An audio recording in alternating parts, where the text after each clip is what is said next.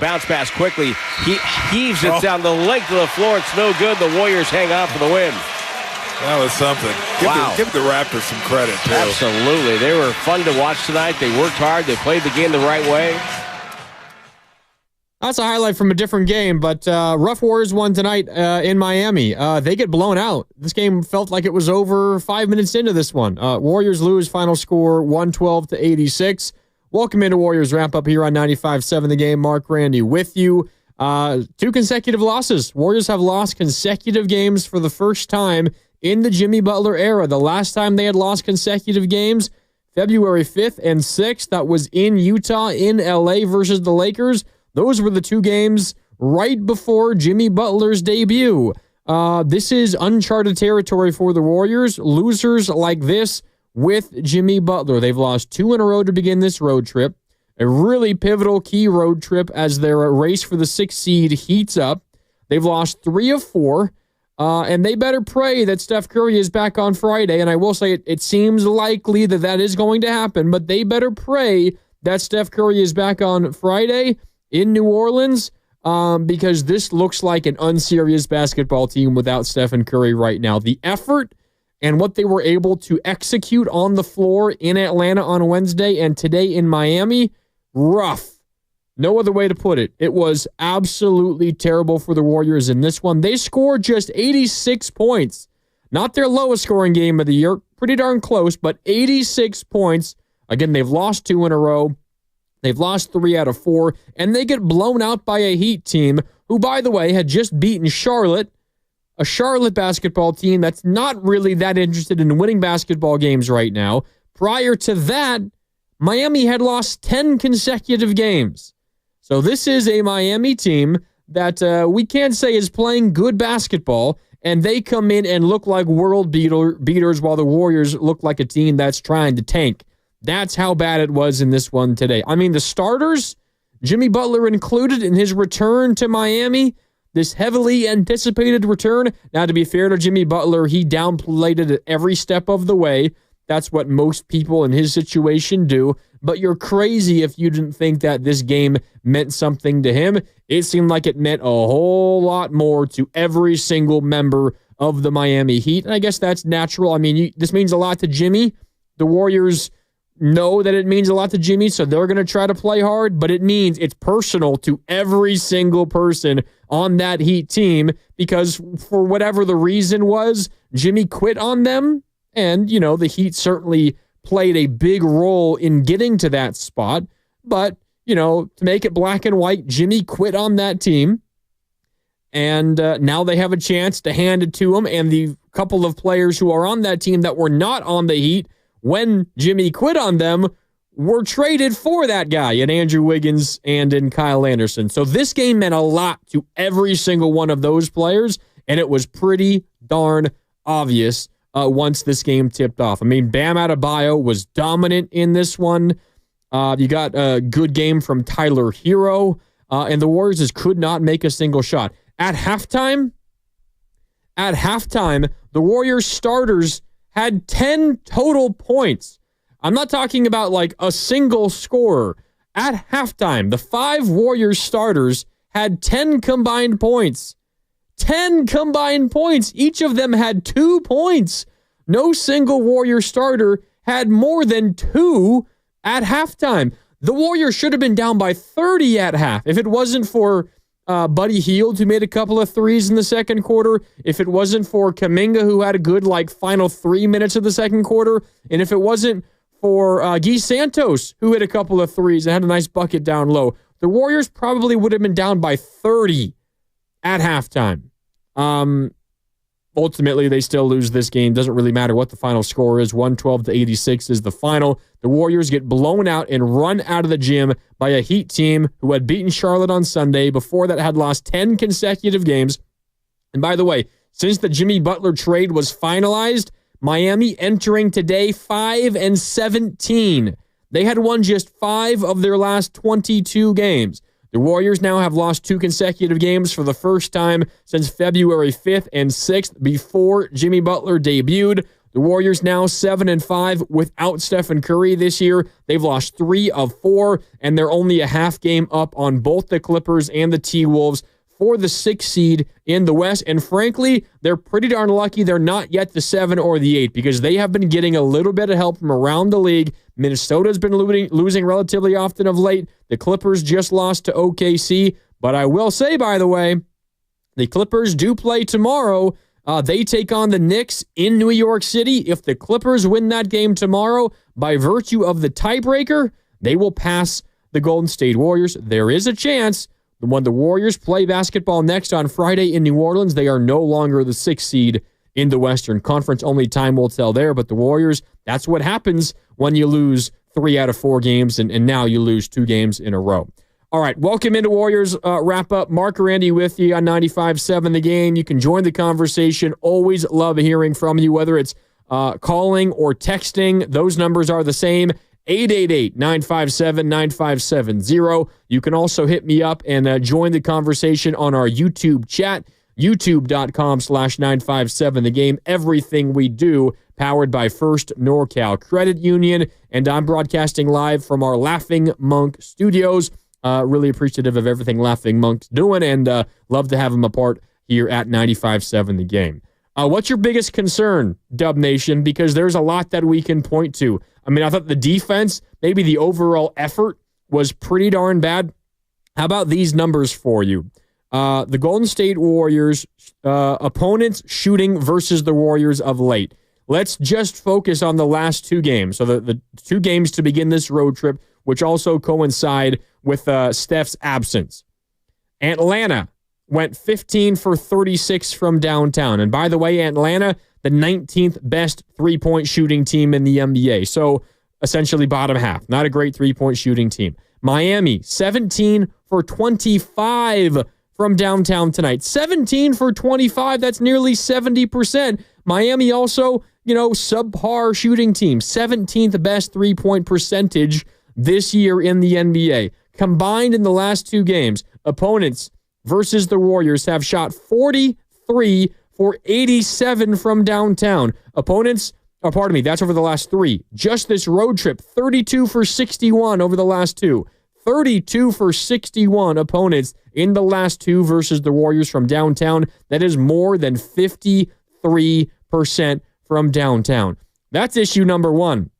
The defense has been suspect of late. Is it just as simple as saying, well, when you don't have Steph on offense, you have to work harder to get those looks on offense. Therefore, you don't have as much in the tank on defense, or maybe you're not getting good looks on offense and you're missing a lot more shots. That's, putting your defense in bad situations. Is it as simple as just not having Steph, or is it something deeper than that? Let me know what you think about the Warriors defense. 888-957-9570. I think that's certainly part of it, but I also think there's a trend that goes beyond when Steph Curry missed, because there's a similar kind of player that has been harming the Warriors over and over and over again. It goes all the way back to when the Knicks were in town during that Warriors homestand.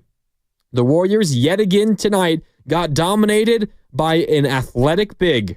Tonight it was Bam Adebayo. I'll get to his numbers in a second, but go all the way back to that Knicks game, right? It was Karl Anthony Towns, one of the most unique 7-footers in the NBA. He had 29 points, made 3 threes, 12 rebounds. It was Aaron Gordon. Aaron Gordon, of course, of Archbishop Midi with the Denver Nuggets. He was playing center for Denver in that game without Jokic. He's only 6'8", but he's an athletic big. He had 38 points. He made 4 threes. He grabbed 6 rebounds, dished 3 assists. What about Scotty Barnes for Toronto as we just continue down the list? Scotty Barnes, not your prototypical big. He's only 6'7", but he plays big as a 6'7" guy. Plays a 4 often for Toronto. 6'7" Scotty Barnes, 29 points, 11 of 16 from the field, made a 3, 10 rebounds, 6 assists. What about Saturday in Atlanta? Onyeka Okongwu, not a household name around the league. He's 6'10", but he's a pretty darn bouncy athletic big. 22 points, 10 of 16 from the field, made a couple of threes, 12 rebounds, 6 assists. These athletic bigs, there's a prototype that seems to be dominating the Warriors night after night after night. So I think It's a whole lot more than just not having Steph on offense. That's certainly part of it. Offense and defense are connected, and the less good looks, the less you're scoring on offense, the more difficult it's going to be on your defense. All of that is true. But I don't know how the Steph Curry impact, Steph Curry's absence, affects the way the Warriors are able to defend Bam Adebayo and Cat and Gordon and Scotty Barnes and Onyeka Okongwu. These are all kind of similar prototype players, bigs that can move and that can shoot. And the Warriors have not been able to even limit them in the slightest. So defense, for me, suddenly becomes a concern, although I have a whole lot more confidence the defense will figure it out. But we might now be getting to what the real issue is. And what the real issue is, or at least in my opinion, what is a bigger issue, is this Warrior team on offense. I have concerns about the Warriors on offense, even with Steph Curry. When Steph Curry is on the floor, and it's not Steph's fault, but I just bring that up to say, even when you have one of the best offensive players in league history, I don't know if this offense has enough. But you take him out of the picture, oh my God. Oh my God. You know how ugly that was watching it, this Warriors offense on offense in this one. Again, as I mentioned, the Warriors starters combined for 10 points in the first half in this one. The Warriors on offense in this basketball game, let's see here. I have the numbers. The Warriors shot 40% from the field, 33 for 83, and they were just 9 for 38 from downtown. The Warriors starters got outscored by Miami starters 88-38. Warriors starters missed their first 14 threes in this basketball game. Some of the numbers from downtown individually. Moses Moody was 0 for 9. Pajemski actually made a couple. He was 2 for 6. Draymond 0 for 3. Jimmy Butler 0 for 2. Buddy Hield made a couple. He was okay. Actually, Guy Santos was the best shooter of the night by a mile. He was 3 for 6. Almost everybody else, whenever they're taking a shot right now, and you could probably throw Guy Santos in there as well. He hasn't been making his threes as well of late, although he was much better today. But almost every time the Warriors are taking a three, I don't know how you guys are feeling. The way I feel is, that's probably going to miss. That's probably going to miss. And that is the strategy that opponents are taking with the Warriors. They are letting almost any Warriors shoot the three whenever they want. Maybe other than Buddy Hield, a little bit against Brandon Pajemski, but for the most part, if your name is, even GP2 has been hitting the three a lot better of late. Didn't take one today. But if you're GP2, if you're Jimmy Butler, if you're Draymond Green, if you're Jonathan Kuminga, other than Quentin Post as well, if you're Guy Santos, if you're any of those guys, which without Steph comprise like a big chunk of what the Warriors hope their scoring comes from, if you're one of those guys, the opponents are not going to defend you at the three-point line. There was the moment against Toronto a handful of games ago, the end of that homestand, when Scotty Barnes was defending in air quotes Jonathan Kuminga. He was in the paint with his back turned to Kuminga. And the Warriors are not capitalizing on that. And if you don't capitalize on that by taking advantage of that space, one, is difficult to do that if you don't have the shooters, but the lane is suddenly cramped and there's not as much room for Jimmy Butler to operate inside, for Jonathan Kuminga to operate inside. I mean, it's just clank after clank after clank, and the Warriors don't have an answer. Now, again, you're without Steph. I think the 7-3 record without Steph before this road trip was kind of fool's gold. It didn't make a lot of sense to me. You're now 0-2 without Steph, and the offense looks rough. Really, really rough. So what concerns you the most about this Warrior team? Or are you concerned at all? Is it just as simple as Steph not being here, and you hope that he's ready on Friday, which seems like he will, and you think the Warriors go back to playing the great basketball they had been since Jimmy Butler was acquired? But major concerns offensively, and I think that the defensive one is one that I wasn't really expecting, but incredible three-point shooting from opponents almost night after night, and athletic bigs are dominating the Warriors all over the floor, not just scoring, but rebounding, passing, shooting from outside. They're hurting the Warriors at all three levels. 888-957-9570. It's Warriors wrap-up here on 95.7 The Game. Mark Randy with you on a Tuesday evening after the Heat just absolutely run the Warriors off the floor tonight in Miami. And Jimmy Butler's return, the return for Jimmy didn't seem like that animated in Miami. They had a nice little tribute video for him pregame. It wasn't anything special, just a little highlights package, a highlight montage for Jimmy. He got some cheers from the crowd, some boos. I think more cheers than boos during pregame intros. And then every time he touched the ball, as you would expect, during the game, he got booed. And he didn't really do much. I mean, Jimmy Butler only 11 points, 5 of 12 from the field. And the biggest statistic for me when it comes to Jimmy Butler, only one free throw attempt. One free throw attempt for Jimmy Butler. He made it, but only the single free throw attempt for Jimmy Butler. The Miami Heat certainly, and their crowd and their players, they certainly won. They certainly won the Jimmy Butler return game. All right, 888-957-9570. Let's go out to your phone calls. Tasha is up first. Tasha, what's up? You're on Warriors Wrap-Up on 95.7 The Game. How you doing? Hey, I'm doing good. This is a great show. Thank you so much. You're really breaking it down. Thank you. Yeah, we have some problems. Yeah, definitely. We have some problems. We really do. Spacing. There's no spacing going on. The Warriors are not, passing the ball. I don't even know what they're doing with Kuminga. Like, what is Kuminga doing? He looks lost. So I'm just really hoping we can't rely on Steph.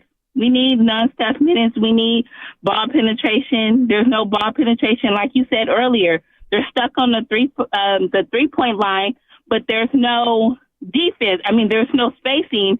So even if Guy Santos pulls up for a three, they're not guarding him. So it was really tough to watch. And I don't know. I'm interested to hear what everyone else has to say tonight. So great show, and I'm up listening. Thanks. Yeah, appreciate the call, Tasha, and thanks for the kind words. On Kuminga, I sent this out early in the game once it kind of felt pretty clear that the Warriors offense was going to struggle. You weren't going to get like immediate makes from Moses Moody, and Podziemski struggled out of the gates, and Jimmy Butler kind of took a little bit to get into the game. He was better in the third quarter, but wasn't really anything special at any point in this game, and that's really about every single Warrior that played today at the very least on the offensive end. This game was just begging for Kuminga to come in, to change the tenor, to get, 8 quick points in transition, get to the free throw line, get an and one, maybe get a dunk and get the game going. And maybe that's not fair to put those expectations on him. But I think he has those expectations for himself. And this game was just begging for that. No Steph. So you're going to get a little bit more run. Jimmy Butler doesn't have it early. JK, come in and take over. Come in and take over. Maybe it's unfair to say score 30 and lead us to a win, but be the reason that we're in this basketball game. And I think Tasha was right. This is not a dunk on JK all night game. That's not what today was. But this was another ho-hum, nothing special from JK. He had a couple of nice moments at the end of the second quarter, which was a reason why the Warriors got back within 11 in the final minute of the second quarter. And then Hero and somebody else hit a three at the very end of the first half. It was Alec Burks, former Warrior Alec Burks, and then Tyler Hero with back-to-back threes in the final minute. The 11-point lead turned to a 17-point lead, and suddenly you feel like the game's over at that point. Kuminga did have a couple of nice moments at the end of the first half, but for the majority of this basketball game, I don't know how you guys felt. You can let me know, 888-957-9570. I'm with Tasha. It kind of felt like Kuminga was a little bit lost. He was unsure of himself. He wasn't exactly flowing within the game. He was largely invisible, again, other than the final 3 minutes of the second quarter. He seemed unsure with the ball in his hands. I don't know if he's not really trusting his ankle yet, but he can't drive past anybody right now. He's consistently losing the ball when he puts it on the floor. He's having a hard time controlling his dribble. He's kind of stumbling around trying to gather the basketball. His passes aren't always on target. He did have the and one late in the second quarter, then got to the free throw line a couple of times. He wasn't anything special, and this game was begging for him to be special. If Kuminga comes in, he checks in, and he gets a quick 10 points, He jumpstarts the Warriors offense. There's a chance that Steve Kerr opens the second half with them in this one. And how did this game end up going? Steve Kerr had to play him in garbage time because he's just hoping that gets Jonathan Kuminga into some sort of rhythm. Now, this is not Kuminga cost the Warriors this basketball game. No, but this game was begging for... You look up and down the Warriors roster right now without Steph. You look up and down the Warriors roster without Steph. Who do you identify as a potential 20-point per game scorer? I mean, it's Jimmy Butler when he wants to, and it's Kuminga. That's it. There's no one else on this roster that you can even dream of scoring 20 points tonight. It's Jimmy Butler and it's Jonathan Kuminga. So immediately when one of your 20-point per game scorers leaves, your others have to pick up the slack. And this is, honestly, this is more on Jimmy Butler than it is on Kuminga today. Kuminga wasn't the reason the Warriors lost. It was a really cumulative team-wide effort that was just pretty darn disappointing. But this game would have turned a little bit if Kuminga could find that rhythm. Now, he was out 2 months. He's trying to get his sea legs back. It's not an easy thing to do. But this was, I'll put it this way. For Jonathan Kuminga, who is trying to get a big contract this summer, he is running out of opportunities to prove his worth to this basketball team. And tonight was a prime example. He might not have another better opportunity than tonight to prove his value in terms of earning a $30 million contract, because it feels like at this point, it's not going to be anywhere near that number unless he gets it from outside of the building. And maybe he does from the Brooklyn Nets or from whoever else. Who knows? It doesn't seem like that's going to happen anymore. Steph is probably back on Friday, and the Warriors, they better hope Steph does not miss another game. And if Steph does not miss another game, Jonathan Kuminga is not going to have another opportunity that was tailor-made for him to show what he can do than he did tonight. It's as simple as that. It's not that the Warriors lost because he did not play great. It's that he missed an opportunity to prove his value. And unfortunately for the Warriors, it also couldn't help them get a win in this one. They lose this one 112-86. A lot to be frustrated by, but the overarching theme and I think point here is that Steph wasn't here. And Steph changes everything. That's how good he is. Maybe this fires up the Steph for MVP campaign because they look pretty darn bad without him right now. Okay, lots of you guys want to talk. Let's go out to you on our phone lines. 888-957-9570. High Key is in Baltimore. What's up, High Key? Thanks for calling. How you doing? I'm not doing well. I'm not doing well at all. This is it's disheartening. It's disheartening to see, and I'm tired of the excuses that we continue to give Kuminga. I've been saying it for 2 months now. We should have kept Wiggins. We should have gave him Kuminga. We should have kept Wiggins. But we can't cry over spoiled milk. High Key, really quick. Really quick, High Key. Did you not want Jimmy Butler or did you want Jimmy Butler? No, I do want Jimmy Butler, but we could have gave him Kuminga. We could have gave him Kuminga. We could have gave him Pies. We could have gave him Buddy Hield. We could have gave him all of them. The money wasn't going to work. If you're getting Jimmy Butler, it had to be Wiggins plus other stuff. It could have been Wiggins and Kuminga, but Wiggins had to be a part of it. We couldn't restructure his deal after the season was over. Restructures aren't allowed in the NBA. No. Oh damn. Well, if Wiggins was a possibility, then I'm sad then, because Kuminga has never been it, and that's just Post is going to have to step up more than what he is. I know he's a rookie, but he's going to have to weather the storm and get serious. I don't know if they just think they can turn it on and off, which, as Warriors fans, that's what we think they can do. But that was tough. That was tough to see. But like you said, plus 65% from three from the opponents for back-to-back games is unrealistic, and I do believe that they can turn the corner. Like I said, it's just I'm ready for this. I'm ready for the switch to come on, because they play terrible against bad teams, and that's just the truth. Yeah. Appreciate the call, Heike, and thanks for listening as always. Always love hearing from you. I guess on one end you can say the 3-point shooting for opposing teams is an anomaly of late, but I don't think the Warriors should be assuming that, because there is something structurally wrong with all the 3-point looks that they're giving up right now. There's late rotations. There's players individually falling asleep on defense, losing their guys. And I think a lot of it is the struggles that are happening on offense. You're putting your defense into much tougher, more difficult situations. But as someone who is, and talking about myself here, as someone who is very, very high on the Warriors as a defense, and by the way, Steph Curry doesn't really change that as a defender. I think Steph has always been underrated as a defender in his career, but no one's ever going to mistake him for all NBA caliber defense. Steph, personally, individually, that shouldn't really change that much on the defensive end. Now, his offense impacts the defense. There's absolutely no doubt about that. But all the breakdowns that are happening for the Warriors, that should not be happening whether or not Steph is on the floor or not. So I'm a little concerned. But I'm much more concerned about the Warriors on offense, because in a game where Steph doesn't have it going, or a game when Steph misses, there's very, very little that you can rely on right now. And it is very, very difficult to watch.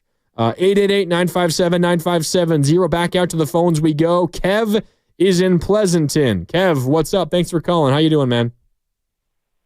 Very good, very good. Hey, listen, great show, man. It's always tough to have a talk radio show right after a bad loss like this. But as Guru always says, put the rat on the table. Steve Kerr's not coaching. So let me explain something here. My mom played pro ball. My dad played pro ball. I coached. There's a lot of pre-draft work that I've done. So I'm not going to talk as a fan, right? I'm just going to break some stuff down. The defense is rotating because they can't cover anybody man-to-man. So Steve Kerr's tinkering. That's what he has to do. But Paz can't cover anybody. He can't cover anybody. So he's got to mix and match. So that's a defensive issue. Kuminga can. Draymond can. Butler can. Steph can't. You've already said it earlier. So he's got to tinker with that. You're right. The last two games have been horrific in terms of the switching and guys getting lost. My take on this is that when Butler came, Steve was kind of like letting things organically happen. So Butler was playing down in the block, and things were moving around him. If you recall, when Draymond had assaulted Poole, right, and Kuminga all of a sudden had a breakout 15 games, Kuminga was playing in the block. It's called inside-out basketball. And Mullins always says that this is how the Warriors need to play inside-out. The last 3 games, it hasn't been inside-out basketball. And I don't know why Steve tinkers so freaking much. He just tinks and tinks and tinks. So all you fans out there, stop blaming Kuminga. It's not Kuminga. It's the coach. If I have a player that's talented, I put him in the best situation to be the best he can be. I know what his strengths are. I know what his weaknesses are. Quit blaming quit blaming Kuminga. Quit blaming the players. Steve Kerr is a beast of a coach. But the last 3 years, he hasn't been coaching, guys. So we've had this run with Jimmy Butler. Steve Kerr refused to play inside-out basketball. But Jimmy Butler is like, yo, bro, I'm not an outside basketball player. So guess what? Those 16 games we were winning, Jimmy was playing inside. The last 3 games, Jimmy's playing out. So Kuminga comes in. It has nothing to do with Kuminga. It has nothing to do with Kuminga, fans. It's Steve Kerr. He has changed the way the guys are moving. It's not inside-out basketball anymore. So please, everybody, just look at the real reason why. If you have an employee keeps showing up to work, and he's a great employee, but you're putting him in a situation that always comes late, that's the owner's fault or the boss's fault. You guys, it's not Kuminga. Please stop saying that. It is the coach. And I don't know what the rest of the coaching staff, I feel sorry for the rest of the coaching staff, because the poor guys are sitting there, they're sitting on their hands. Because I know all the fans are sitting there wondering, what the hell are they coaching? And you can tell Kuminga had 16 points, and Steve Kerr didn't even play in the second half. Didn't even play in the second half. So you are right. You are right, man, when you say this is a perfect game for Kuminga. But you can tell he was handcuffed. Well, maybe you can. I can tell. As a coach, I could tell. He was told, if you want to play, you have to play differently. And he wasn't going downhill. He could. There was so many times you saw he could have went downhill. He didn't, because guess what? He was told, don't play this way, pass the ball. Yeah, appreciate Okay. the call, Kev. You're breaking up a little bit there towards the end, but I appreciate everything you're saying and your thoughts. I think it's dangerous to make crazy assumptions like he was told this and told that. Who the hell knows what he was told? I do think you're onto something when you talk about the general style or the general way in which the Warriors have been trying to get points and production out of Kuminga, and I do think it somewhat relates to Jimmy Butler. Kuminga has shown since he's returned from injury, whether it's just what his ability is or whether it's because he doesn't quite trust the ankle yet, whatever the reason, he hasn't shown an ability to break anyone down off the dribble from the perimeter and really get to the line at a consistent level. So if that's not working, then you're going to have to do something different. You're going to have to play him off ball, set an off ball screen, have him cut back door, off of a drive. He slices to the rim, well-timed cuts, occupy the dunker spot. Like, you're going to have to find a different way to get him involved. And because what you're asking him to do right now, which is just at times the ball gets to him with 10 on the shot clock, and you're saying, all right, JK, go get us a bucket. Like, that's not his strength right now for whatever reason. He was certainly better at it before the injury, but for whatever reason right now, as he returned from the 2-month injury, it hasn't been working. So you're going to have to adjust in some way. I would also say, and Kev, maybe you're just a great basketball coach, and you would coach circles around all these NBA guys. But it's difficult when your star goes out, your fulcrum. Everything that you do offensively has to change on, a dime. Now, they did have 2 days off. I would agree. They should feel a little bit more prepared for this. I've said this time and time and time again, and I stand by it. When Jonathan Kuminga is on the floor with Steph and Draymond, it tends to not work as well for him. When he's on the floor without those two, he generally feels a little more comfortable and is able to go get his. And I think a lot of it is because of the style with which the Warriors play when those two are out versus when they're on the floor. And that style, which is less about the read and react and the ball movement and, the split-second decision-making, you're either going to pass or shoot or dribble. You got to make that decision in a split second. That's not Kuminga's strength, at least not right now. And I generally have felt when Steph and Draymond aren't on the floor, that's not what the Warriors run offensively because they're trying to get Kuminga going, and they have at times adjusted the offense a little bit more to Kuminga, but it hasn't happened as much of late. And part of that is because they kind of are running a little bit of a new system, and the new system is a little bit more ISO heavy, but it's not ISO heavy through Kuminga. It's ISO heavy through Jimmy Butler, and now there's another style that Kuminga has to learn to play in. Now, we can be totally honest and say it's on Kuminga to adjust and to learn and to fit into that whatever role the Warriors are asking him to do. That is legitimately his job. Like, that's what he has to do. But we can also, at the same time, say that if that is how the Warriors are hoping to get contributions from Kuminga, they're not maximizing his talents. And I think both of those points can be true. Now, again, I've seen a little bit of it on our YouTube chat. I've seen some of it on our text line. Kuminga is just like the topic around Warriors basketball right now. But that is in no way meaning that he's public enemy number one for why the Warriors lost this basketball game. Of course not. I mean, this is on Jimmy Butler. Like, if we're being honest, Jimmy Butler in his return to Miami put up a stinker. I mean, 11 points, got to the free throw line just once.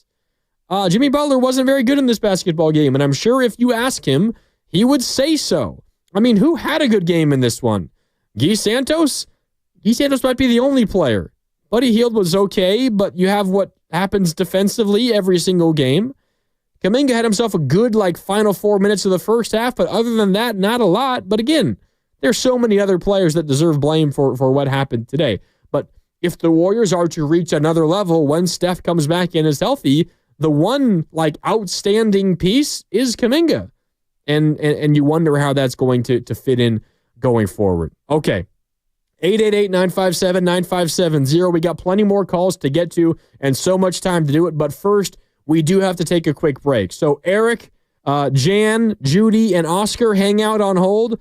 I see you. I'll come to you when we come back. We got to take a quick break. Here on Warriors Wrap Up, the Dubs get dominated in Miami in Jimmy Butler's return. He only scores 11 points in Miami, and the Heat beat the Warriors 112-86. Time for a break. It's Warriors Wrap Up. Mark Randy with you on 95.7 The Game. More coming up next.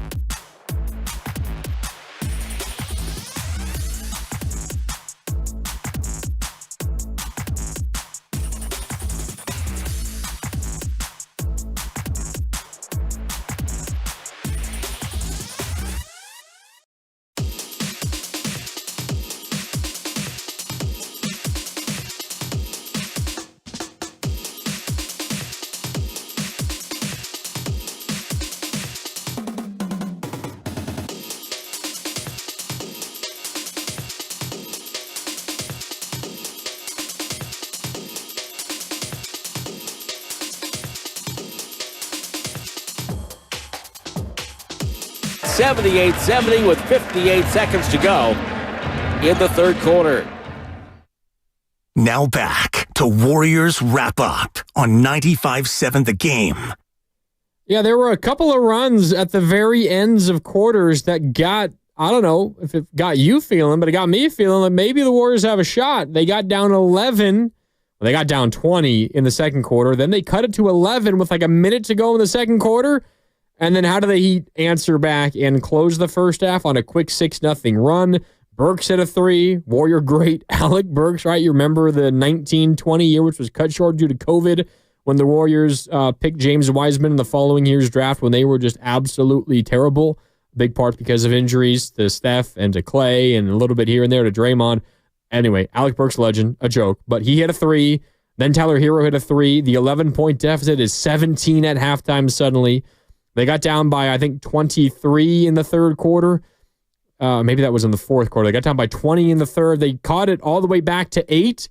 They got within 8 with a minute to go in the third quarter. And how did the Heat answer? This time a 5-0 run to close the third quarter, a Hero mid-range jumper, and then a Davion Mitchell corner 3 just before the end of the third quarter. An 8-point deficit is now 13.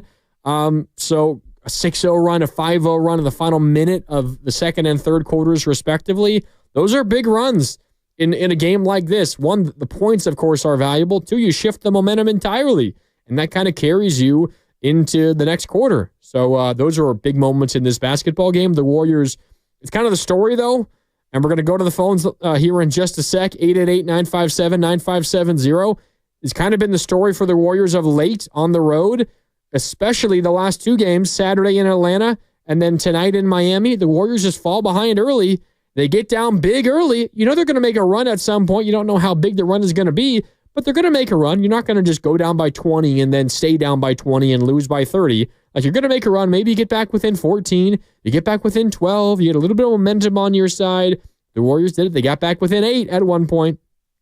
But all the energy and effort that you put into that comeback, then you're kind of left on empty the rest of the way. And that's exactly what happened. Warriors got down 8. They ultimately get down by as many as, I think the largest lead was, 23 points? I got all the way up to 28 late in the game. But when the game was like still outside of garbage time, the largest lead was 23 for Miami. And they ultimately lose this game again, 112 to 86. But the Warriors are now getting in a habit of getting down big early on the road. How about this? In the Warriors' last 7 road games, which goes back to that 5-game road trip, right? You remember the trip: Orlando, Philadelphia, Charlotte, the Knicks, and the Nets.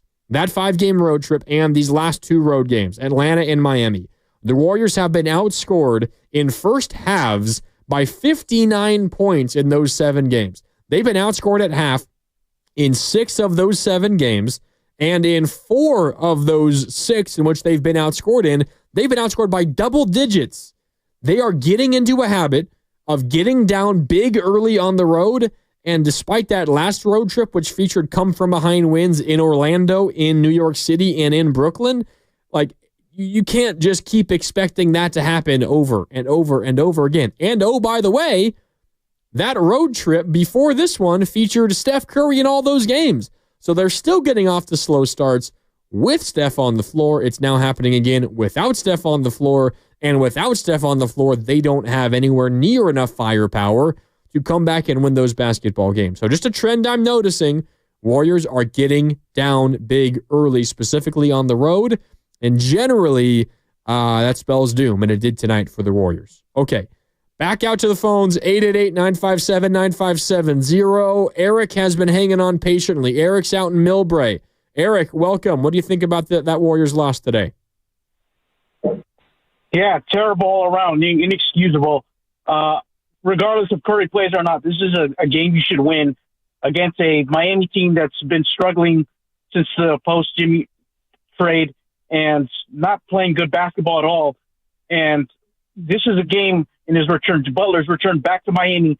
He should be locked in, and to get blown out and just be a mess offensively, to score 86 points against a slumping team like they are, just terrible all around. And the Warriors want to make a deep run out of the West. They can't have these type of efforts, regardless of Curry's not playing. These are games you should win. And Kuminga considers himself a max player. He's not producing at that level. So these are the type of games they need him for. So when Butler is off like he was tonight, he's got to be that guy to pick up the slack, among others. So if this guy expects to get a max deal, he's not really performing at that level. And so the Warriors are really blowing their chance now to be a top 5 seed, because barring Memphis really slips up this last 10 games or so, it looks like the Warriors are pretty much going to be locked in as the 6th seed, and they're going to have nobody to blame themselves if they have to play Denver in the most likely in the first round and lose. So you guys got to get it together, man. And we know Curry's going to be back soon, but I'm not worried about Curry. I'm worried about the rest of the supporting cast around him, including Butler, really starting to elevate their games. You just can't rely on Curry to be out there playing at his notch level, because at times he's going to be off. He's going to be injured at times. And when we need supporting cast like Butler and primarily Kuminga to produce, they're not getting it done. So hopefully they got about 10 games or so to get locked in before the real show starts. So I'm expecting Kerr to get these guys to focus and start playing at that level they're supposed to if they want to make a deep run, because you're going to have a mountain low to get through the West, a bunch of great teams. So hopefully they better pick it up starting on Thursday night. Thanks for the time, man. Yeah, appreciate the call, Eric. Next game is actually Friday, but know what you meant. Yeah, Friday in New Orleans. So they have 2 more days off. They just had 2 days off. They have 2 more days off. They should be feeling pretty rested and ready come Friday in New Orleans. And, of course, you hope that Steph is back for that one. Also, Eric, I mean, you said feel pretty locked into the 6. I think the 6 is as high as you're going to go with the loss. You're now 2.5 games behind Memphis. Now, you have the tiebreaker and you have a head-to-head game coming up with Memphis, so I suppose things could change, and they've lost 3 games in a row. I suppose it's possible, but I am so much less worried about chasing anybody else versus just holding on to the 6. The Clippers go into New York City and beat the Knicks tomorrow. The Clippers are the 6. Like, this is nowhere near, like, in the bag.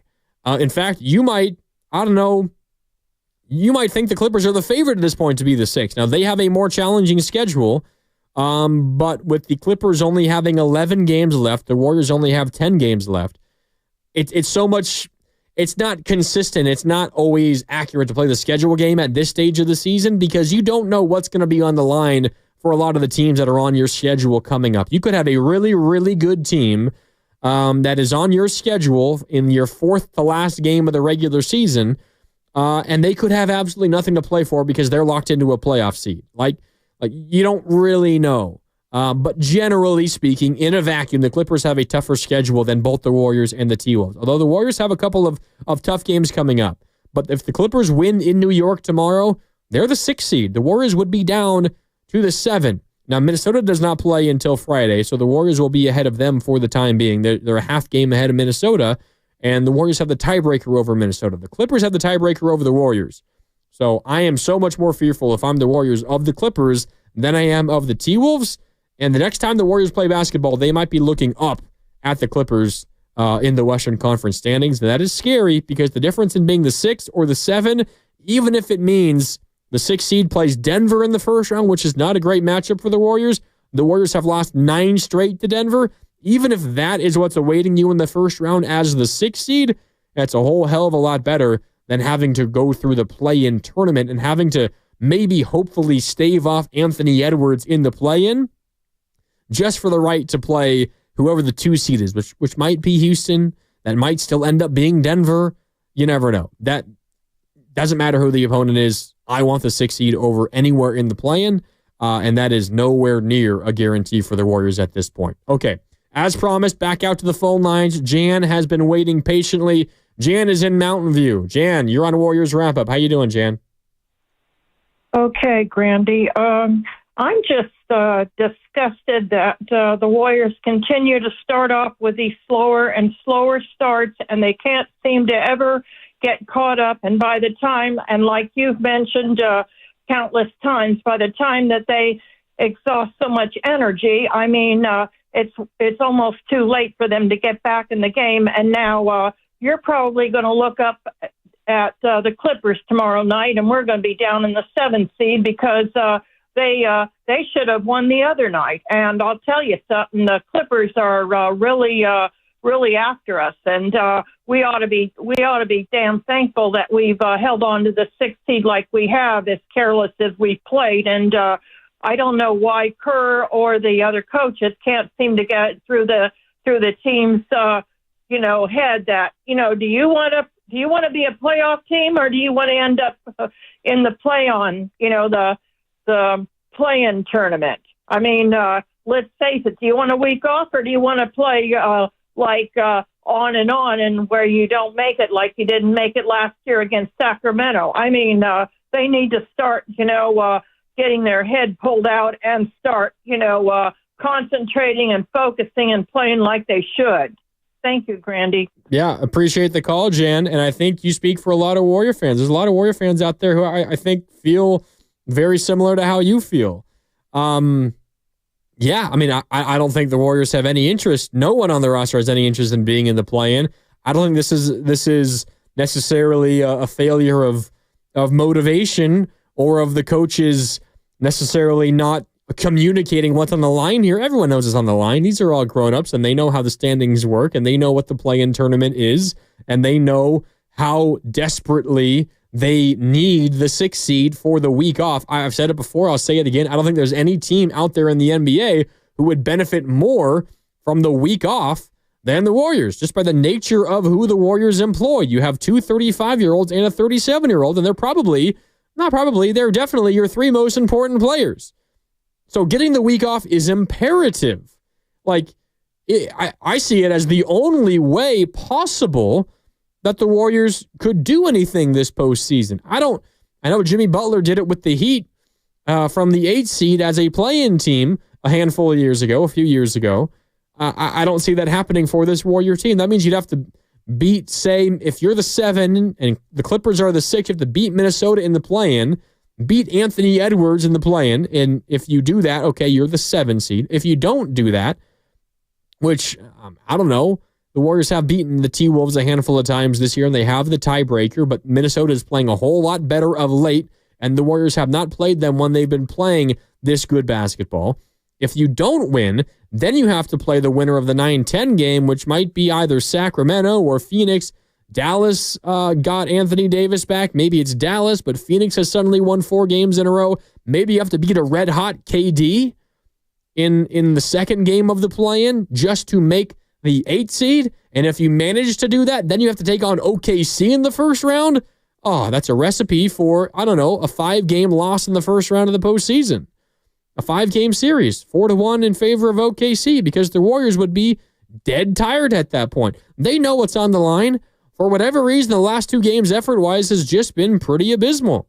And you can blame the coaches not having them ready. You can blame, I know we had a caller, but blaming more X's and O's and not putting Kuminga or Jimmy in a position to succeed.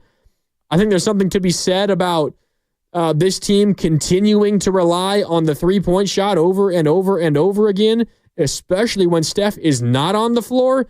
Because when Steph is not on the floor, this has got to be one of the worst shooting teams in the NBA. At least it has been of late.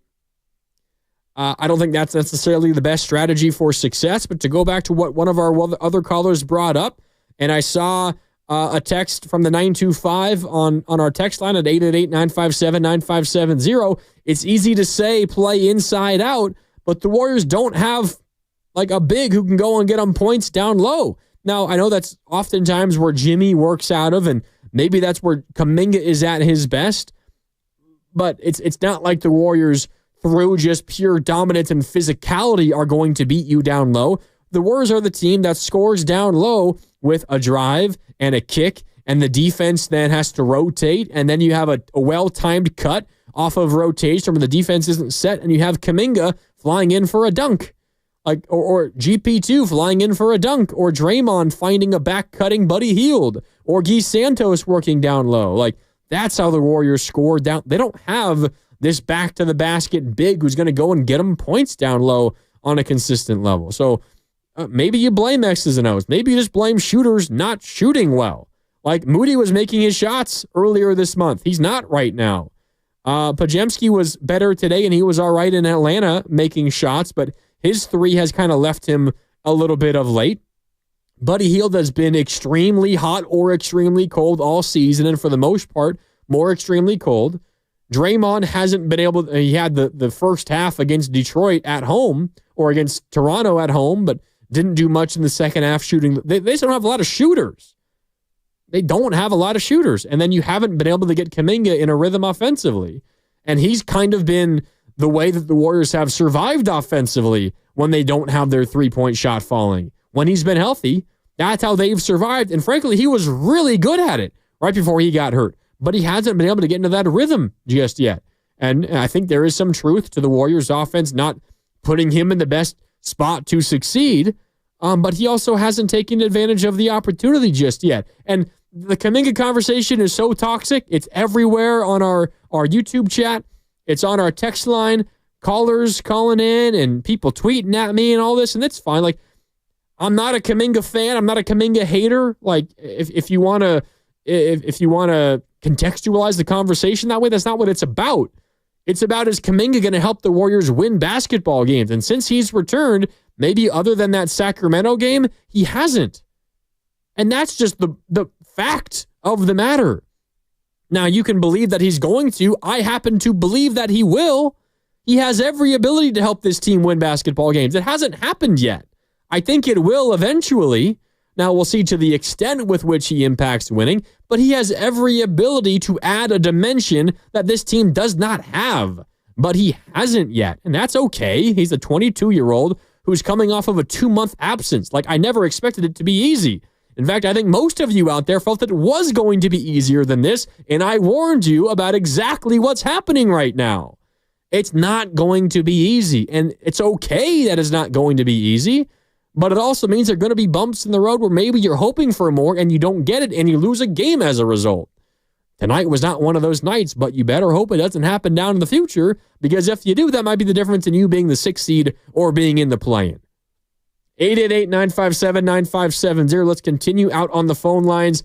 888-957-9570. Oscar is in Stockton. What's up, Oscar? You're on Warriors Wrap-Up. What'd you think of that Warrior loss today, Oscar? Oh, my God. You know, first of all, here we go again, blaming Steve Kerr. Man, check this out. They got to hit some shots. You know, they went and they came out missing every shot. You know, and when Steph is not on the court, you got to at least up-tempo the game. We have 9 shooters on the court. We're trying to go half-court set. They got 2 big men, and everybody is sagging off of everybody. And Moses started off didn't hit nothing. Podziemski didn't hit nothing. But not only that, our energy on defense starting off I don't understand what they're doing, because on the switches, we got 2 people going with 1 man. I mean, they don't even call out the switches. I mean, if you're going to switch, first of all, you guys got to fight over the screen. They automatically switching, and they putting themselves in a bad position. Now they got to guard out of bow on a weak screen that you can fight over the top. I mean, it's getting ridiculous. But the whole thing about it, they have to pick up their energy on defense. They gave up too many open shots to good shooters. And y'all knew Wiggins was going to come out and play like that tonight. And guess what? We didn't match their energy. That's 2 games in a row. But like you say, they're a veteran team. They know what's at stake. Steve Kerr don't have to tell them that. They have to come out and start playing with more energy, and they got to up-tempo the ball. They was walking the ball down the court the whole time. The last 2 games, if everybody has been watching, we've been walking the ball down the court. Jimmy has to start picking up the pace. When Steph is down the court, you got to start looking for your shot early. And my main thing about Kuminga, everybody talk about Kuminga. I watched Kuminga closely. He was standing around looking on a couple of rebounds. He has to start up-tempo in his game on the rebound and on the defensive end. He just focusing on the offense, man. And I hate to see young kids, but this is that AAU type of basketball. Fundamentally, that's why he's not playing a lot. People don't understand. That's why Santos is on the floor a lot, and the rest of them, because Kuminga, with all that talent, he got to get it out of his head. He just got to go out and just play. We need his talent to go hard. This was the game, like you said. This was the game. I was waiting. Kuminga, go. He do it. We got to get ourselves together. We got to get ourselves together if we think about going far. But if Steph is not playing, So what? We should have beat these two teams. They got to get their stuff together. Draymond won't even look to shoot tonight. That was the problem, too. Got to start looking at the bucket to shoot. Other than that, man, I'm not going to give up. We're still right there, but they better be glad that the rest of the league is losing, too. They better be glad. But other than that, man, hey, they better get their stuff together, baby. Go Warriors, baby, all day. Yeah, appreciate the call, Oscar. You have a lot of fans on the text line and on our YouTube chat. I think you're speaking a lot of facts. You're right about a lot of the league losing right now. 3 through 9 in the West has lost at least one game in a row. Denver lost their last game. The Lakers have lost 3 in a row. And I'm going in order, beginning with Denver at 3, all the way down to the Kings at 9. Denver lost their last game. They're also 4-6 in their last 10. The Lakers are the 4 seed currently. They've lost 3 in a row. They're 3-7 in their last 10. Memphis has lost 3 in a row. They're 5-5 in their last 10. The Warriors have lost 2 in a row. They're still 7-3 in their last 10, but 2 losses in a row. The Clippers lost their most recent game, although it came down to the wire against OKC, a game in which they very easily could have won. They're 8-2 in their last 10, but they did lose their last game. Minnesota lost their last game. They're 7-3 in their last 10. And the Kings, the 9 seed, have lost 3 in a row. They're 3-7 in their last 10. And don't look now, the Suns, who have won 4 in a row, are only a half game behind the Kings. So the Suns thinking maybe they get the home game against the Kings in a potential 9-10 play-in game, although the Warriors don't really care a ton about how those two teams, or maybe even the Mavericks, who got AD back, and how those teams factor in. But Oscar's right. I mean, if this Warriors losing stretch, and I say stretch, losing 2 in a row and losing 3 out of 4, if this happened and it coincided with the Grizzlies winning 3 in a row and the Clippers not losing and the Timberwolves not, a couple of, they lost to Indiana without Indiana's top 3 players. They lost to New Orleans, and New Orleans is basically sporting a bunch of G Leaguers because they have so many injuries. If they didn't lose those games, the Warriors would be down in the 8 seed right now. Now, every team drops some games here and there, and that might be what the Warriors are going through right now, but the Warriors definitely a little lucky given what's happened around them. I want to talk about what Oscar mentioned defensively. I'll do that on the other side, but we do want to sneak in one more caller who's been hanging out patiently before we take a break here in a couple of minutes. Daniel's in San Francisco. I know he wants to talk about the time off the Warriors had in Miami. Daniel, what's up? You're on Warriors Wrap-Up. How you doing? Oh, good. I'm going to give you an example of hypothesizing first, okay? So students who eat breakfast will perform better on a math exam than students who did not eat breakfast. Do you agree? Yeah, most important meal of the day, right, okay. Daniel? Okay, here we go. My hypothesis, maybe this is why the Warriors did not play. I'm just thinking because I don't know if you know what they were doing while they were there with their time off, but 3 things came to my mind, okay? Sitting in the sun, having some drinks, and getting lack of sleep. And because they showed no energy, lack of enthusiasm, I'm thinking maybe that was part of it. And I'm gonna hang up now and listen to the rest of your comments on this and your ideas. All right? Yeah, appreciate the call, Daniel. I know we've joked about this a lot in the past. This is the beginning of this road trip. Is maybe other than New York City, it's like I don't know, the night out dream road trip. You have Atlanta.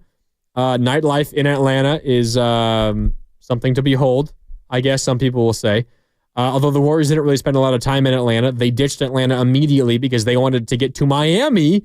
And I think the phrase that a lot of people in the NBA say, the nightlife in Miami is undefeated. And the Warriors have spent a lot of time in Miami. And they're putting off going to New Orleans until Thursday when they play on Friday because they want to spend more time in Miami. Like, there's not many places you turn down New Orleans for. New Orleans is also a hell of a nightlife town. Miami, though, takes the cake there. Who knows? They're having some fun. They're enjoying themselves. I don't think they're doing anything foolish. And if they're spending a lot of time out, not getting a lot of sleep, I'm sure it's not the night before a game. At least I would hope not. They were there Sunday night. Maybe you do that Sunday night, not Monday night. Maybe you do it tonight because you have a couple of days before the next game. That might be part of it. That happens to a lot of teams in Miami. You're a little bit sluggish out of the gate. But considering what happened Saturday in Atlanta, I'm I feel pretty confident the Warriors got at least an okay amount of sleep leading into this game today. They just came out flat, and Miami Heat blitzed them. And the Warriors kind of got caught flat-footed on Jimmy Butler's return. It is what it is. The Warriors can't afford many more of these, though. Otherwise, it might cost them the 6th seed, and as a result, they might be in the play-in tournament. Okay, time for a break here on Warriors Wrap-Up. When we come back, we got more time for your calls. If you want to dial in 888-957-9570. I'll keep my eye, on the YouTube chat. Plus, we're going to hear from Coach Kerr, who has addressed the media post-game in Miami. All of that and more coming up as we keep rolling on Warriors Wrap-Up. The Dubs lose to the Heat 112-86. 2 straight losses. They've lost 3 of 4, and if the Clippers win in New York City tomorrow, the Warriors will be down to the 7th seed in the West. Only a half game up on the Clippers for the moment, and they have the tiebreaker over the Warriors. More Warriors Wrap-Up next here on 95.7 The Game. Join the Candy Crush All-Stars Tournament now.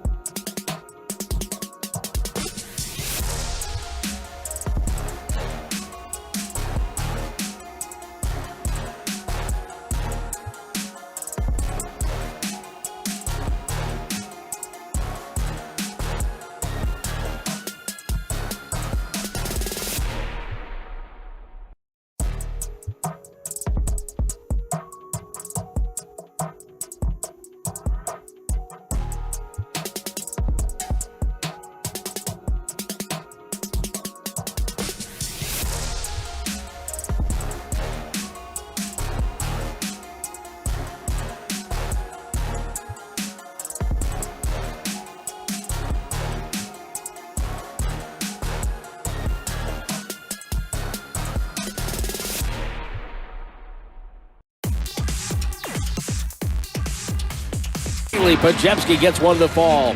He's now 1 of 5 from distance at 69-54. Now back to Warriors Wrap Up on 95.7 The Game. Yeah, Warriors were playing catch-up from the jump. They did not lead in this game for a single second. That's how good the Miami Heat were. Miami, I mean, they got some nice pieces. Tyler Hero, an all-star. Bam Adebayo is, one of my favorite bigs in the league. He's a lot of fun, and he's a hell of a player. But we can be honest about who this Miami team has been this year. They've been not terrible, but not anywhere on the side of good. Like, they've been below average this year. They're now 31-41, and they've had a lot going on. Obviously, the Jimmy Butler first half of the season experience was an absolute disaster for them. They suspended him 3 separate times, and they've been dealing with some injuries of late as well. But this is the team in Miami who, before beating Charlotte on Sunday, Charlotte, not a good basketball team, one of the worst in the league, the Heat had lost 10 games in a row. 10 games in a row. And they come out and they do not trail for a second in this game, and they win 112-86. Miami had been 5-17 since the Jimmy Butler trade was finalized. They're now 6-17 since the Butler trade was finalized. The Warriors have now lost 2 straight games for the first time since Utah and the Lakers on the 5th and 6th of February. Those were the last 2 games the Warriors played before Jimmy Butler made his debut. If you remember, the trade was announced but not finalized right before that game in Utah. The Warriors blew that one, and then the next night they lost in LA. Those were the last 2 games the Warriors played pre-Jimmy Butler debut. That was the last time they had lost consecutive games. That was also the last time they had lost 3 out of 4, by the way. The Warriors now 7-5 without Steph Curry this year. They've lost 3 out of 4, and they're now only a half game up on the Clippers and Minnesota for 6th in the Western Conference. And by the time the Warriors arrive in New Orleans, they're going to travel there on Thursday.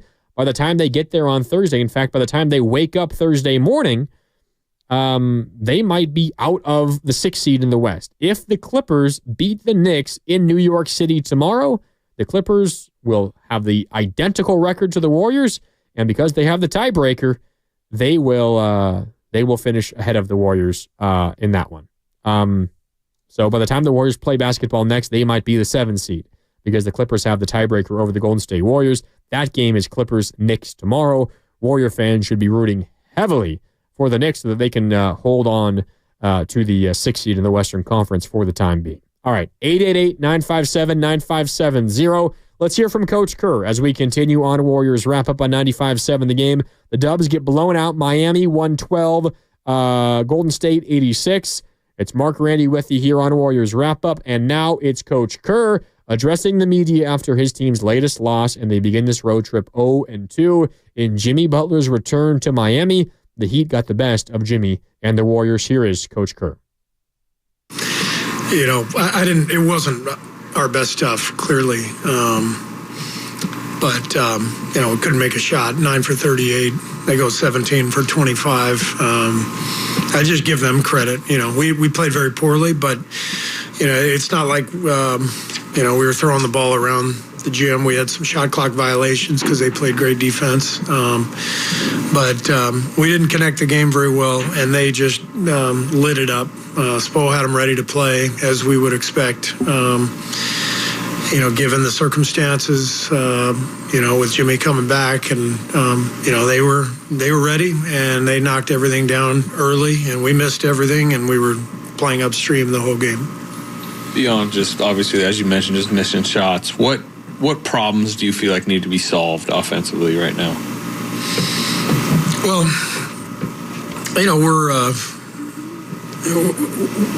we're having to sort of make some decisions based on spacing,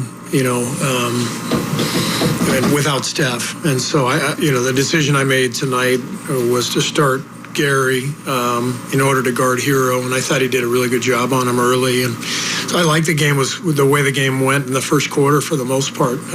We just couldn't make anything. So I'll look at the tape but I liked a lot of the looks we got early in the game. Some nights they don't go in. I'm very confident, with what we're doing, because over the last 20 games since we've had Jimmy, we're a top 5 offensive team. So tonight wasn't our night, but I'm very confident that we'll be fine Friday. You said that you expected a heated environment. What did you just think about the environment from the pregame tribute video to throughout the game? I didn't know what was going on pregame because there was a video with no sound. So I was wondering what was happening. Miami is it's a great place to live, and so people don't ever seem too amped up around here. They're living the good life. So it really wasn't that rabid of an environment. It was typical Miami, and I think the main part of Jimmy's return is that the Heat were ready, and Spo had them ready. And I mean, you shoot 17 for 25 from 3, you're going to win. But I thought it was how hard they played, how well they competed. They took it to us tonight. Well, what were some things that they did defensively that disrupted what you wanted to do on offense? Well, they've got Bam down there, who's an all-world defender, and I thought he controlled much of the game. But again, I thought early in the game we had 5 or 6 wide-open threes, and so we were actually getting decent shots.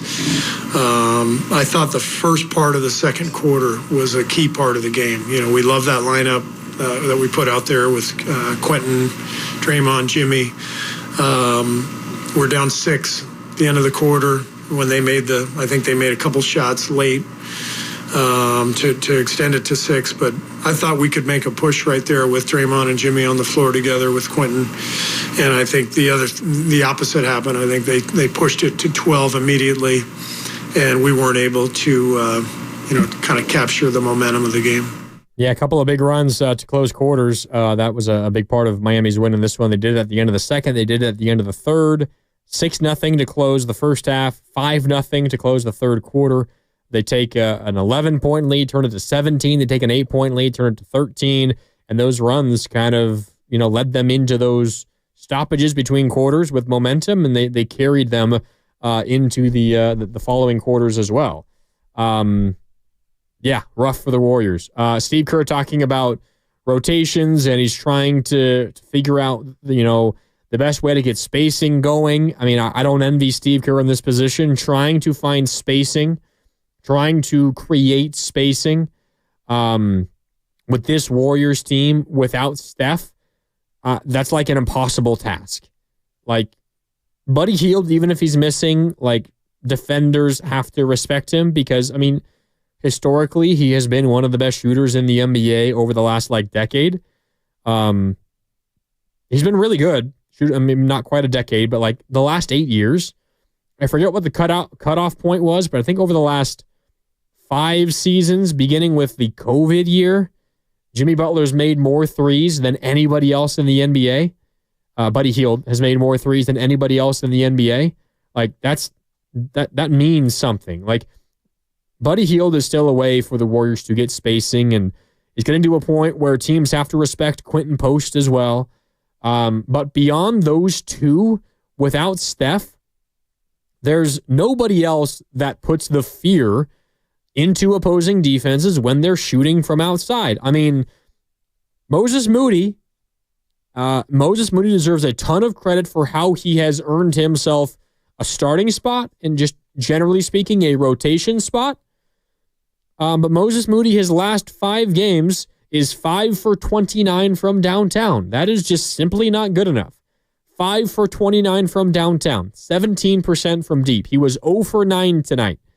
3 of 13 from the field, 0 for 9 from downtown. Now, Moses Moody has been, for the most part, enough of a positive defensively that even when he's not great offensively, he is going to continue to play. That's what Moses Moody has done defensively. And I think for so many of you, one of our callers, I forget his name, talking about Kuminga in Atlanta, scored 16 points or whatever it was in the first half and then only played 6.5 minutes in the second half. You know why he only played 6.5 minutes in the second half? Because NBA basketball, it is a two-way game.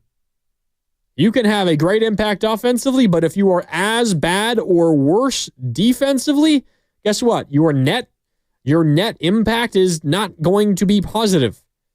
Moses Moody's defense has been good enough that when he plays poorly offensively, he is still good enough defensively that he's generally still having a positive impact. Not necessarily tonight. I'm just speaking in general. Kuminga hasn't gotten to a point where if he's not having a really good offensive game, that he can support himself defensively and stay on the floor as a result. We talk so much about young basketball players trying to find pathways to minutes. Pathways to minutes. And what Moses Moody has found is his pathway to minutes is just locking in defensively. Kuminga hasn't put it together on that end yet. It just hasn't happened. You go and watch the individual tape of Kuminga, and the Atlanta game was prime example of this, and it's why he didn't play a lot in the second half, why he did not play in the fourth quarter at all, and Steve Kerr said as much. He said, I went with the guys that I thought we gave us the best shot. And the reason why Kuminga, he thought, didn't give the Warriors the best shot was go and watch Kuminga. I dare you to go back and watch the Atlanta game and watch him on the defensive end of the floor. Just losing his guy over and over. Not knowing where to be. Can't keep an eye on his man and the ball. Losing his defender. It happened all the time. That's why the minutes were cut the way that they were in that Atlanta game. It's just the reality of the situation. Now, you can say the same thing about Podziemski. Podziemski hasn't been nearly as good defensively of late as he was before. If you look at the advanced numbers, the analytics, and I know that basketball is not all about analytics. It's about feel, and it's about the eye test. Brandon Podziemski is in a bunch of the Warriors' best defensive units. And a lot of those units feature Draymond and Jimmy, and that is certainly part of it. But if Steph is also out there with Draymond and Jimmy, why doesn't the best defensive unit the Warriors have feature Steph, Jimmy, and Draymond? It features Jimmy, Draymond, and Pods. Now, I get it. Pods hasn't been very good defensively of late, and the Warriors as a whole, as a team defensively, and this is what happened when you traded away Andrew Wiggins. The trade was obviously a huge success. No one is denying that. And it was always going to cost you Wiggins. I know you could theoretically get back to the number that Jimmy Butler made to make the money work with not including Wiggins, but we can play in like reality here. It had to take Wiggins no matter what. The Heat weren't going to take a smorgasbord of nobodies to give away Jimmy Butler. Like, it was going to have to take Wiggins to get that done, and so that's what happened. But you trade away your best perimeter defender, your point of attack defender, your guy who keeps opposing wing players from getting to the paint and from either scoring at the paint, at the rim, or from kicking out to shooters. You traded away that guy, which means you're going to have more successful drives, which means it's going to put more stress on the rest of your defense. Now, where the Warriors make up for the lack of point of attack defenders is they have maybe the two best help defenders in the league in Draymond and Jimmy Butler, two of the smartest defenders in the league, two of the guys who make everybody else's job easier and who can simultaneously cut off a drive where the ball handler got past somebody else, but also still somehow defend their own guy and not give up an advantage there. Like, Draymond does it better than anybody I've probably ever seen in NBA history. Stopping a drive, but also at the exact correct moment after he cuts off the drive and forces a pass, just sprints back to his guy, shuffle step back to his guy, and by the time his guy gets the ball, because when the opponent made the pass, his guy that he's passing to, Draymond's primary guy, is in a positive position. He's got no defender on him, at least not much of a defender on him, and then Draymond somehow recovers in an instant and takes away any advantage that guy had. Draymond is the best at it. But then what happens is, one, you're asking more of Draymond to do that more often, but two, you're getting a defense that is then in rotation. And, you had Draymond come help. You probably had whoever your five is, whether it was post or maybe it's Jimmy also helping off of one other side. And then you have an open shooter on one side. and eventually the ball rotates to him. You have a Warrior defense that has to then rotate out around to the other, and it goes on and on and on. And this road trip, what has happened is the Warriors aren't rotating well, and opponents are moving the ball quicker than the Warriors are able to recover, and they're getting open looks. Or that help isn't coming as quickly, and there's just an easy bucket at the rim. That's what's happened over and over and over again. And I know one of our callers brought that up, and I wanted to get to it. It's not necessarily like Podziemski's playing worse defensively necessarily. He's never been an elite point of attack guy. Like, guys drive past him. But he has generally played well in the overall scheme of the Warriors defense. And I think the scheme overall has broken down a little bit. And it's not all on Podziemski for allowing drivers. It's on everybody. It's on everybody on the floor. And I think you could see that with the way that this game went. I mean, Miami scored 112 points, which in today's NBA, like, isn't a crazy number. Like, if you give up 112, you probably expect to win that basketball game. That's just what today's NBA game is. But they shot 56% from the field and 68% from downtown. They turned it over 18 times, and they still scored 112 points. Like, those are some ridiculous numbers in this one. The other thing that also happened in this one for the Warriors was the turnovers bit them. They committed 16 turnovers in this game.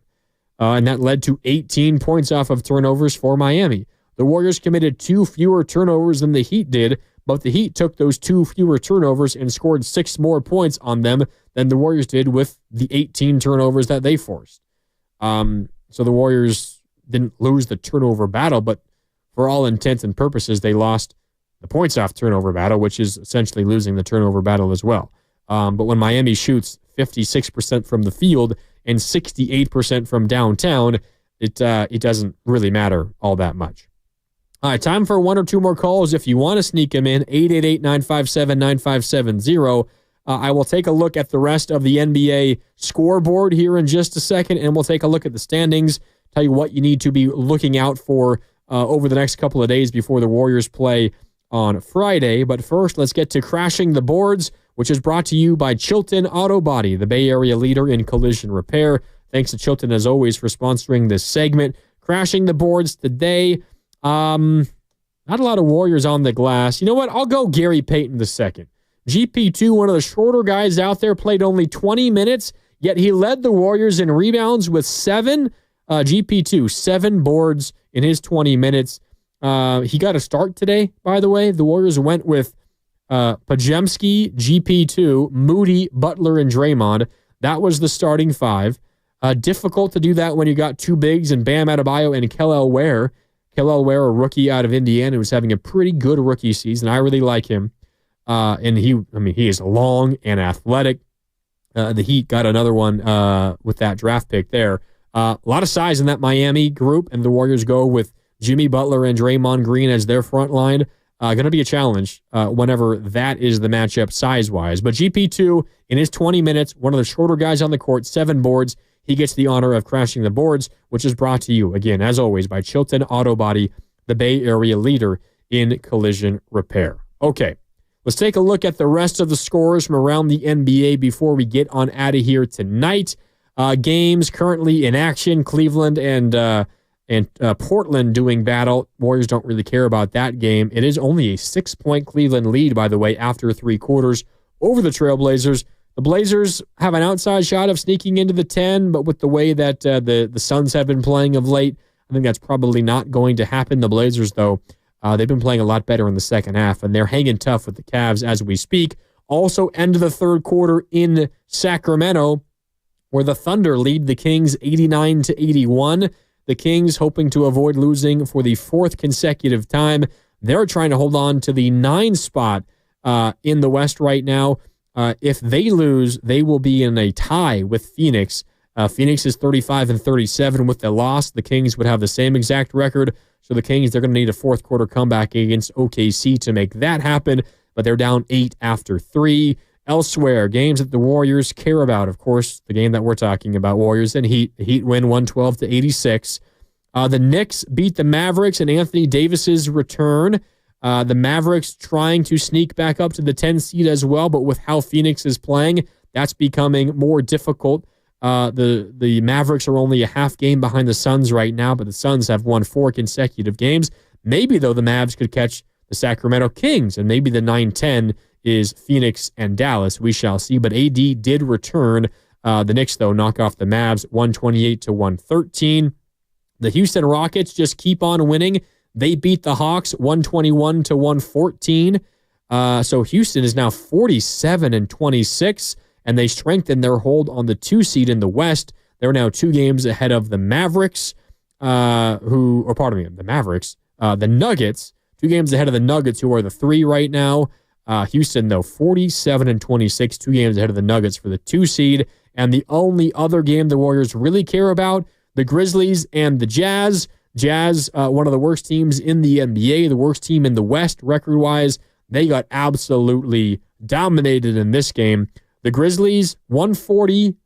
The Jazz, 103. A 37-point win for Memphis. And with that win, Memphis has jumped the Lakers, by the way. Memphis is now the 4. Currently, the Lakers are down to the 5. The Warriors a game and a half. 2.5 games behind the Lakers, and now a full 3 games behind Memphis. So I'm not so sure the Warriors are going to be able to catch the Grizzlies. Seems unlikely. Down 3 games. The Warriors only have 10 games left. That would mean if the Warriors were to go 10-0, the Grizzlies would have to go 7-3 just for the Warriors to have a shot. The Grizzlies might go 7-3 the rest of the way, but the Warriors probably are not going to go 10-0. If the Warriors are perfect, they still need the Grizzlies to lose 3 times. That's a lot to ask for at this stage of the season. We shall see. That seems unlikely. The Lakers are now the closest team to the Warriors on the top part of the standings. The Clippers are right behind them. The Lakers are 2.5 games ahead of the Warriors. The Lakers are currently the 5 seed in the Western Conference. And those are all the games around the NBA today that the Warriors care about. Let's take a look at some of the other schedules for some of these other teams. Let's bring up the Clippers. Let's bring up Memphis, although, again, I don't really think that matters all that much. And then let's bring up the other team, the Minnesota Timberwolves, as we take a look at what these teams have the rest of the way. Clippers, they play, again, as we talked about, tomorrow. They're in New York versus the Knicks.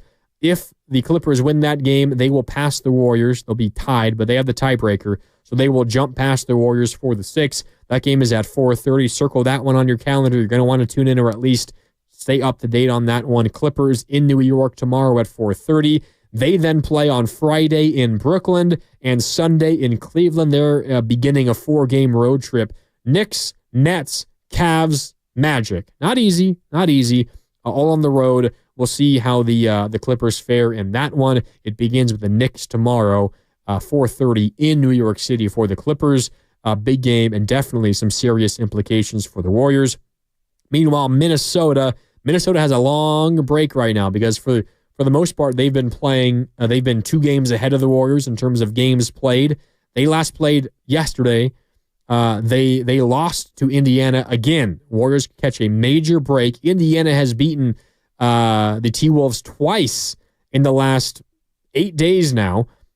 Indiana beats Minnesota, Minnesota's now also lost 3 of their last 4, so the Warriors have not lost any ground versus the T-Wolves in that stretch, which is good news, but also frustrating because if the Warriors just took care of their own business, they might have been able to put Minnesota away by now, especially considering the Warriors have the tiebreaker over Minnesota. But Minnesota's off until Friday. They have Phoenix at home on Friday, Detroit at home on Sunday, then on the road, Denver, Brooklyn, Philadelphia, Milwaukee, Memphis, and a couple at home against Brooklyn and Utah to close out their regular season. They have, a tough matchup here and there. Detroit won't be easy. Phoenix is playing really good basketball right now. Denver, Milwaukee, although Dame, you guys hear about Dame? He's got a blood clot in his leg, and he's likely out for the rest of the season. So Milwaukee, they're not going to be at full strength the rest of the year. It's not official that he's out for the rest of the season, but seems very likely. Our best wishes to Dame. Scary injury, very similar to Wembanyama, although Wembanyama's was up in his shoulder. Dame's is in his leg, which is more common in terms of blood clots. But scary there for Dame. But that's going to be a tough matchup for Minnesota when that game comes, even without Dame Lillard. But some tough ones for Minnesota as well. And then the other one I want to just quickly glance at is Memphis. Memphis, they play Thursday in OKC. They have the Lakers at home on Saturday, Boston on Monday. The Warriors take on Memphis at the end of this Warrior road trip. The Grizzlies host the Warriors on April Fool's Day, April 1st. They've got Miami, Detroit, Charlotte, some other games as well. But those are the games to keep an eye on. Really, the only one that really matters for the Warriors tomorrow is Clippers in New York City versus the Knicks. That's tomorrow, the 26th of March, 4:30 is the tip time at New York City at Madison Square Garden. All right, that'll do it for Warriors wrap-up tonight. The Dubs lose in Miami 112-86. They've lost 2 in a row. They've lost 3 of 4. And they better hope that the Knicks beat the Clippers tomorrow, because if not, the Warriors will go to bed tomorrow night as the 7 seed in the Western Conference. And if that holds, that would mean play-in once again for the Golden State Warriors, and they want to avoid that at all costs. All right, that'll do it for Warriors wrap-up tonight. Thanks so much for tuning in. For Chris O'Connell, for my guy Cam Williams behind the glass, my name is Mark Randy signing off. Thanks to all of you for tuning in, for calling, for texting, and for joining me on our YouTube chat. Appreciate the interaction as always, and we'll talk to you next time. Next Warrior basketball game Friday in New Orleans as the Warriors try to snap their 2-game losing streak and try to get going on this road trip. Until then, I'm Mark Randy signing off. Thanks for listening. We'll talk next time on 95.7 The Game. Welcome to Staples. I hear Staples prints